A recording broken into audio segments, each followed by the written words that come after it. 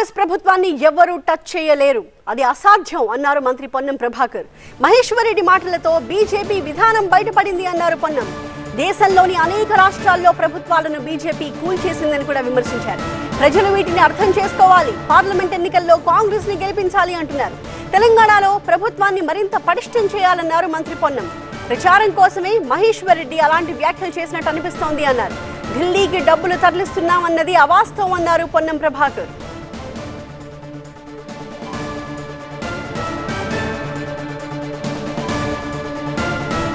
మరింత సమాచారాన్ని మా కరెస్పాండెంట్ శ్రవణ్ అందిస్తారు. శ్రవణ్,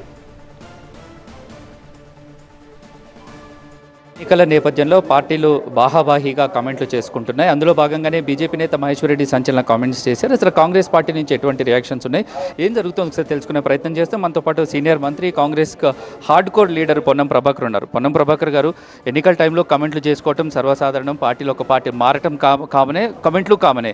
సంతానలేమి సమస్యతో బాధపడుతున్నారా? చింతించకండి. సుమారు 90,000 జంటలకు ఆనందం నింపింది ఓఎస్ఎస్ ఫర్టిలిటీ. ఈ రోజే 7825893600 కి కాల్ చేయండి. సంతానోత్పత్తి చికిత్సపై భారీ డిస్కౌంట్లు పొందండి. గుడ్ న్యూస్ చెప్పండి. కానీ ఈరోజు మహేశ్వర్ రెడ్డి చేసిన కామెంట్స్ కొంచెం హాట్ టాపిక్గా ఉన్నాయి. మేము గేట్లు ఎత్తితే కాంగ్రెస్ పార్టీలో ఎవరు ఉండరు 48 గంటల్లో అంటున్నారు.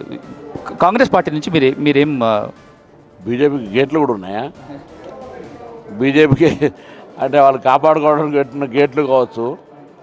కాంగ్రెస్ ప్రభుత్వాన్ని టచ్ చేయడం కానీ ముట్టడం కానీ ఎవరికి ప్రస్తుత పరిస్థితుల్లో అసాధ్యం. భారతీయ జనతా పార్టీ నైజాన్ని, భారతీయ జనతా పార్టీ యొక్క విధానాన్ని, నరేంద్ర మోడీ గారి ఆలోచనను మహేశ్వర్ రెడ్డి గారు బహిరంగపరుస్తూ ఉన్నారు.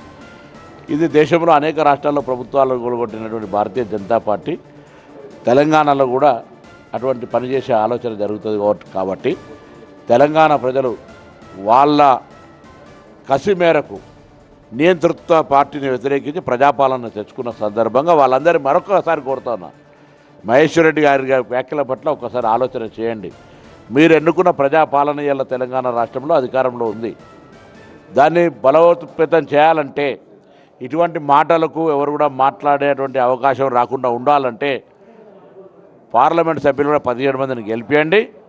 తెలంగాణలో ఒక మంచి పటిష్టమైనటువంటి విధంగా కేంద్రంతో కొట్లాడి, మేము కేంద్రంతో కొట్లాడి అంటే చాదరైతే మహేశ్వర్ రెడ్డి గారు విభజన హామీలతో పాటు కేంద్రం నుంచి రావాల్సిన నిధులకు సంబంధించి తీసుకురావడానికి ప్రయత్నం చేయాలి.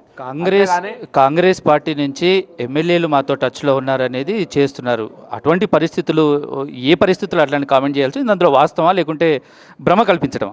ఈ మధ్య కిషన్ రెడ్డి గారు, దాని తర్వాత ఈటల రాజేందర్ గారు, ప్రధానమంత్రి గారు వచ్చినప్పుడు అక్కడ ఇక్కడ వాళ్ళు మాత్రమే కనబడి మహేశ్వర్ రెడ్డి గారు కనబడనట్టున్నది. ఆయన వార్తలకు రావాలని మాత్రం మాట్లాడినట్టు అనిపించింది. చాలా సందర్భాల్లో చాలామంది కామెంట్లు చేస్తున్నారు. మహేశ్వర్ రెడ్డి కూడా అదే కామెంట్ చేశారు. హైదరాబాద్కు సంబంధించిన డబ్బును కాంగ్రెస్ పార్టీ దేశ రాజకీయాలకు వాడుతుంది, ఇక్కడి నుంచి డబ్బును 100 కోట్లనే తరలిస్తుంది అనేది మహేశ్వర్ రెడ్డి చేసిన కామెంట్. ఇప్పుడు ఆరోపణ ఆధారం ఉంటే చూపెట్టమని చెప్పండి. అంటే సింపుల్ ఆరోపణ, ఇది కేవలం ఆరోపణ మాత్రమే, వాస్తవం లేదంటారు.